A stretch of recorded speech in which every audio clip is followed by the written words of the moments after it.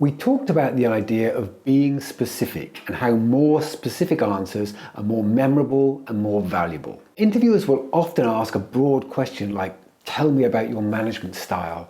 And it's so open that it tends to encourage vagueness. And I've often received very bland answers to questions like that, where somebody says, I tend to be quite open, or I have a fairly relaxed style, but that doesn't tell you so much. But once I interviewed a candidate and he replied, I like my team to learn through self-awareness. I want them to understand more about themselves so that they can consciously become more effective.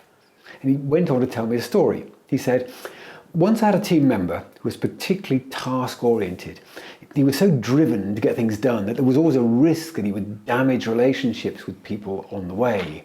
So when I was reviewing him, I took a piece of paper and I drew a line and I wrote down one end of the line, task, and at the other end I wrote the word maintenance. And I asked him to point out on the line where he thought he was. And of course he knew he was a very task-oriented person, so he put a mark down the right-hand end. With this realization, I was able to explain to him that he never needed to worry about his drive to get things done.